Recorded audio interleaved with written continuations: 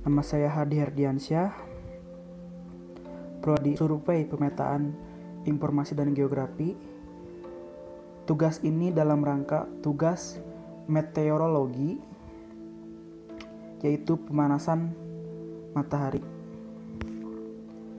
Pemanasan matahari secara tidak langsung melalui beberapa proses yang terjadi seperti konduksi, konveksi, dan adveksi, dan juga turbulensi atau turbulensi. Konduksi adalah perambatan panas matahari pada lapisan udara, kemudian mengalirkan lapisan udara di sekitarnya. Setelah terjadi penyinaran matahari ke udara, ternyata proses pemanasan sinar matahari ke atmosfer ada bermacam-macam cara, antara lain sebagai berikut. Konveksi adalah proses pemanasan secara vertikal. Konveksi terjadi karena adanya gerakan udara secara vertikal, sehingga udara di atas yang belum panas akan menjadi panas karena pengaruh udara di bawahnya yang sudah panas. Di daerah pegunungan yang tinggi, konveksi mengurangi kedinginan yang akut. Yang kedua, adveksi yaitu penyebaran panas matahari secara horizontal. Hal ini terjadi akibat gerak udara panas secara horizontal dan menyebabkan udara di dekatnya juga menjadi panas. Di daerah lintang yang tinggi, yang terkena adveksi juga mengurangi kedinginan yang akut.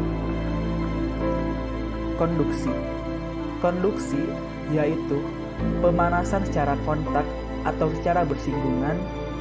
Molekul-molekul udara yang dekat dengan permukaan bumi akan menjadi panas karena bersinggungan dengan bumi yang menerima panas langsung dari matahari. Molekul-molekul udara ini sudah pasti panas dan bersinggungan dengan molekul-molekul udara yang belum panas, lalu saling memberikan panas sehingga sama panasnya. Yang keempat, turbulensi. Turbulensi yaitu penyebaran panas secara berputar-putar. Hal ini menyebabkan udara yang sudah panas bercampur dengan udara dingin, sehingga udara yang dingin ini menjadi panas pula. Daerah dingin yang terkena turbulensi udaranya. Kemudian ada beberapa proses pemanasan langsung adalah yang pertama, absorpsi merupakan proses penyerapan unsur-unsur radiasi matahari. Yang kedua, refleksi merupakan pemanasan matahari akan tetapi dipantulkan kembali ke angkasa oleh butir-butir air dan partikel lain di atmosfer. Yang ketiga, proses difusi merupakan proses sinar matahari yang mengalami difusi berupa sinar gelombang pendek, biru dan lembayung yang berhamburan ke segala arah. Kemudian di sini saya akan menjelaskan beberapa alat untuk mengukur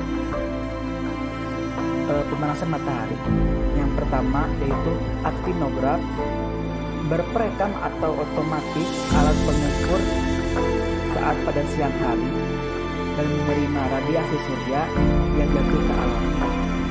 Sensornya atau yang peka di belakang sinar ini terdiri atas bimetal, logam, berwarna hitam, mudah menyerap radiasi surya. Panas karena radiasi ini yang diserap lalu membuat bimetal melengkung. Besarnya lengkungan sebanding dengan radiasi yang diterima sensor. Lengkungan ini disampaikan secara mekanis ke jarum penulis di atas pias yang berputar menurut waktu. Hasil rekaman sehari ini berbentuk grafik. Luas grafik integral dari grafik sebanding dengan jumlah radiasi surya yang ditangkap oleh sensor selama sehari ini. Gun Bellamy. Prinsip alat ini adalah menangkap radiasi pada benda berbentuk bola sensor. Yang timbul akan menguapkan zat cair dalam bola hitam. Ruang uap zat cair ini berhubungan dengan tabung kondensasi. Uap zat cair yang timbul akan dikondensasikan dalam tabung berbentuk buret. Berskala, banyaknya air kondensasi sebanding dengan radiasi surya yang diterima oleh sensor. Pengukuran dilakukan sekali dalam 24 jam. yaitu pada pagi hari dibandingkan dengan alat pertama hasilnya lebih kasar. Yang ketiga yaitu Campbell-Stokes. Keterangan Campbell-Stokes adalah yang pertama, busur dan sumbu pemegang bola kemiringannya dapat diatur. Yang kedua, lensa bola untuk memusatkan sinar matahari. Yang ketiga, busur meridian pengatur sudut kemiringan biasa. Yang keempat, jarum penahan pias. Yang kelima, skrup pengunci setelah kemiringan diatur menurut lintang bumi setempat. Yang keenam, kerangka alat. Yang ketujuh, skrup pengantar letak horizontal bagi tubuh alat. Yang kedelapan, paku skrup sebagai pengatur kedudukan horizontal bagi tubuh alat. Yang kesembilan, dasar alat. Yang kesepuluh, cekungan tepat pada titik api tempat meletakkan kertas pias. Yang kesebelas, tanda petunjuk horizontal waterpass. Prinsip alat ini adalah pembakaran pias. Panjang pias yang terbakar dinyatakan dalam jam. Alat ini mengukur lamanya penyinaran matahari hanya pada keadaan matahari terang saja pias terbakar, sehingga yang diukur adalah surya terang. Pias ditaruh pada api bola lensa. Membakar pias terlihat seperti garis lurus bola. Kertas pias adalah kertas khusus yang tak mudah terbakar kecuali titik api lensa. Alatnya dipasang di tempat terbuka, tak ada halangan ke arah timur matahari terbit dan ke arah barat matahari terbenam. Kemiringan sumbu bola lensa disesuaikan dengan letak lintang setempat. Posisi alat tak berubah sepanjang waktu, hanya pemakaian pias yang dapat diganti-ganti setiap hari. Pengamatan lamanya penyinaran matahari menggunakan alat yang dinamakan sunshine recorder type Campbell-Stokes. Alat ini berupa bola kaca, di bawahnya tepat di titik api dipasangi kertas yang sudah ada skala jamnya.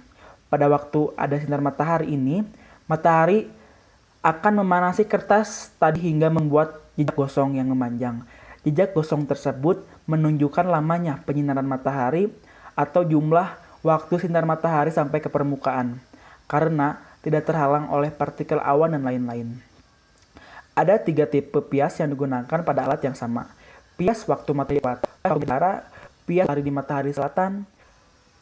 Matahari ini berupa gelombang elektromagnetik menyimpan energi saat matahari mengenai bumi. Bumi akan bagian panas ini dipantulkan ke atmosfer, tapi sebagian terperangkap di atmosfer sebagai berikut.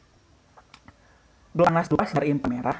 Gelombang panas tersebut yang lebih rendah jika dibandingkan dengan matahari mengenai bumi dalam atmosfer.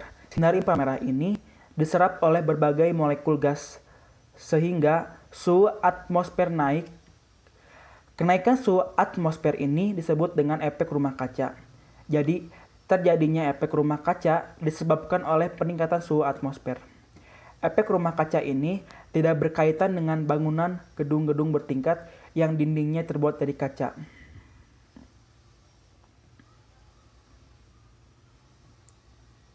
Efek rumah kaca juga bermanfaat bagi kehidupan makhluk hidup karena membuat bumi menjadi tempat tinggal bagi manusia, makhluk hidup lainnya. Adanya rumah kaca ini membuat suhu rata-rata di bumi menjadi 33 derajat Celcius. Bila tidak ada efek rumah kaca, suhu rata-rata di bumi bisa menjadi minus 18 derajat Celcius.